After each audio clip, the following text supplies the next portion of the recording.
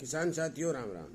आशा करता हूँ आप सब ठीक ठाक होंगे। साथियों, आज हम चर्चा करेंगे कि 10 वर्ष से लगातार जो काम चल रहा है उस काम को बढ़ावा देने से और उस काम को क्यों बढ़ावा दिया जा रहा है और उसमें खामियां क्या हैं, इस बात पर चर्चा करेंगे। क्योंकि मोदी सरकार आने के बाद इस देश के अंदर ऑर्गेनिक खेती को बढ़ावा दिया गया और हर एक किसान को जैविक खेती करने के लिए प्रोत्साहित किया गया।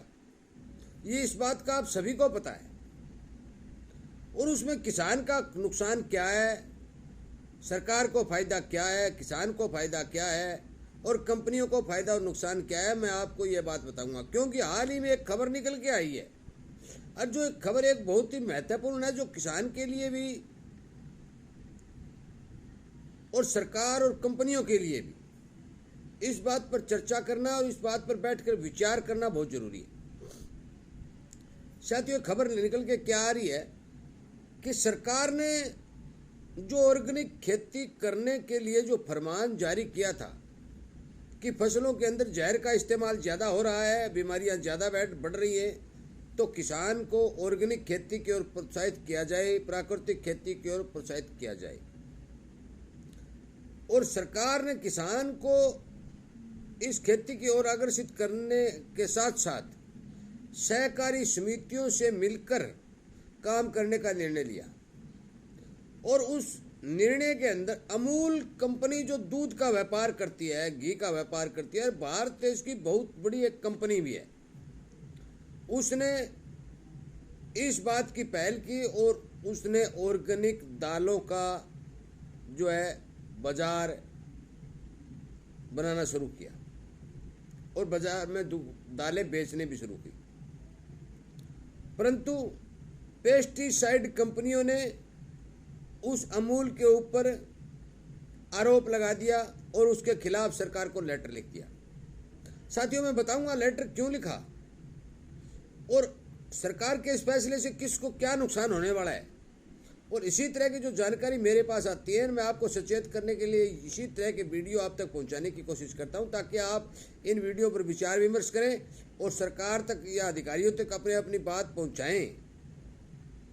और यदि इसी तरह की जानकारी मिलती है तो आप चैनल के साथ जुड़ सकते हैं और शेयर अपने किसानों तक जरूर करिए, ताकि उन्हें भी इस बात का पता चले कि यहाँ क्या षड्यंत्र रचा जा रहा है। और ये एक षड्यंत्र है, मैं क्लियर आपको समझाऊंगा, प्योर और प्योर षड्यंत्र है। इसलिए आप कृपा करके किसानों तक इस बात को पहुंचाने की कोशिश करें। साथियों, सरकार ने यह कहा था अभी कानून वापस ले लिए, मैं इस बात को नहीं मानता। यदि कानून आपने वापस ले लिए तो पिछले दिनों जो रिलायंस या टाटा ये सब कुछ जो दालें बेच रही थी वो दालें कहां से लाएगी, और अमूल अब जो खरीद रही है तो वो दालें कहां से लाएगी। साथियों, ये कुछ नहीं, जो चीज़ थी सरकार ने लागू की थी वो लागू ही चल रही है। बड़े बड़े जो गोदाम है अनाज के भरे जा रहे हैं और वो अच्छी तरह से अपना काम चला रहे हैं। परंतु हम इस विषय पर नहीं जाएंगे, हम जाएंगे जैविक और रासायनिक खेती पर।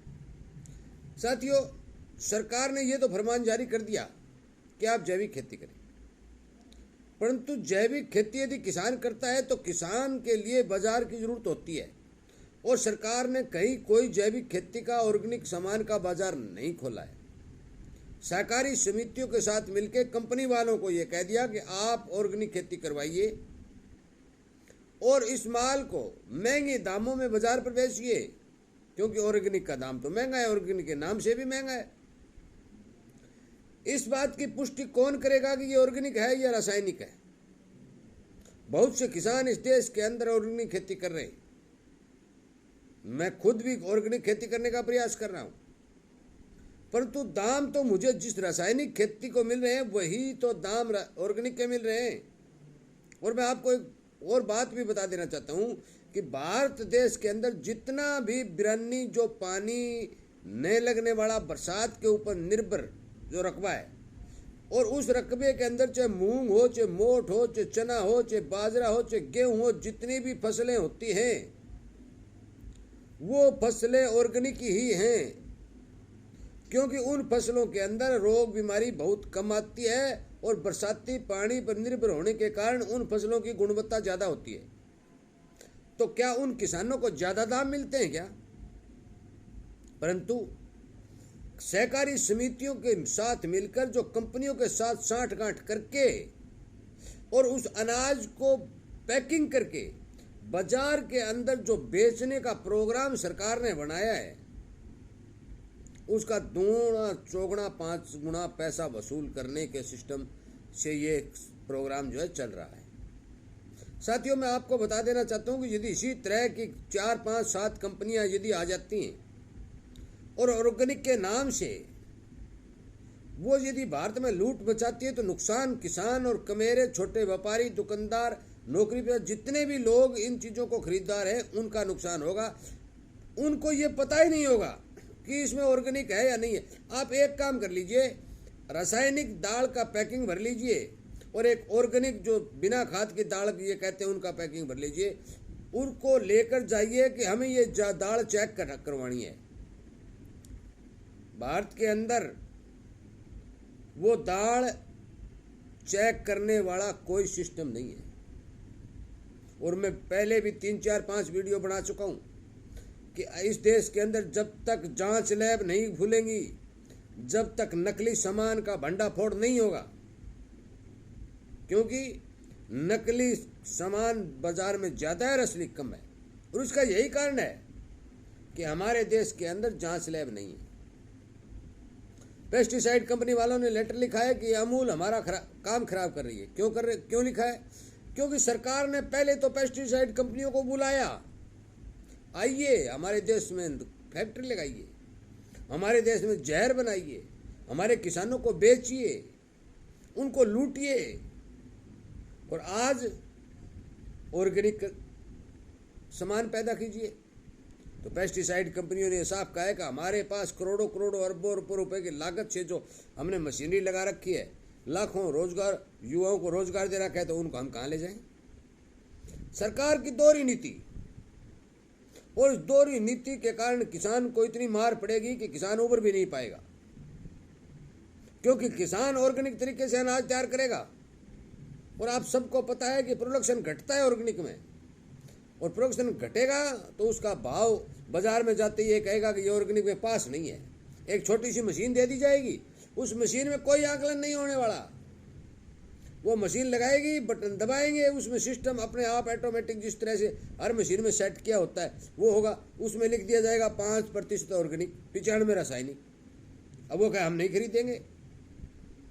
साथियों, ये ऐसा एक ड्रामा या एक ऐसा फ्रॉड चलाने की भरपूर कोशिश की जा रही है। यदि कोई किसान इसके अंदर फंस जाएगा तो आप मान के चलिए कि इस भारत देश में उस किसान का कुचुम्बर लेकर जाएगा। वीडियो लंबा है, आप ध्यान से सुनिए। मैं आपको बता देना चाहता हूं कि ये सरकार और कंपनी और किसान की तीनों की लड़ाई होने की संभावना बनती है। क्योंकि कंपनी वाले ये कहेंगे कि ऑर्गेनिक नहीं है, क्योंकि कंपनी वालों को वो चीज़ खरीदनी है, वो किसान से सस्ते दामों पर खरीदनी है। किसान को कहेंगे आपका ऑर्गेनिक ही 20% है, हम तो कम पैसे देंगे। पर तो उसी अनाज को यदि बेचेंगे तो वो 100% ऑर्गेनिक करके बेचेंगे। इसी तरह पेस्टिसाइड वाले कहेंगे कि सरकार ने हमारी जो कंपनियां लगवाई, आज हमारा जो सामान नहीं बिक रहा है तो हमारा धनी कौन? और यदि कोई कंपनी बंद होती है तो बहुत बड़ी बेरोजगारी भी फैलेगी। तीसरा, सरकार के पास इस ऑर्गेनिक सामान को कंट्रोल करने के लिए, उसको बेचने के लिए और उसकी जांच करने के लिए कोई सिस्टम ही नहीं है। साथियों, सीधा आसमान से जमीन के ऊपर यदि कोई फरमान तार दिया जाता है तो उसको सफल पूर्ण परिणाम नहीं निकलते, उसके नकारात्मक परिणाम निकलते हैं।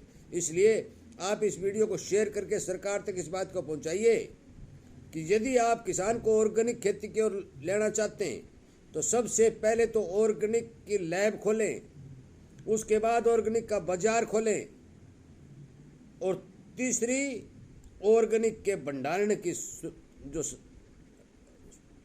के लिए जो गोदाम है वो गोदाम बनाएं।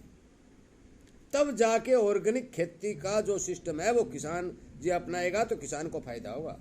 यदि सीधा ऑर्गेनिक पर जाएगा तो किसान का प्रोडक्शन घटेगा, किसान का माल खरीदने वाला कोई है नहीं, खरीदेगा तो मंदे भाव में खरीदेगा और खुद तेज में बेचेगा।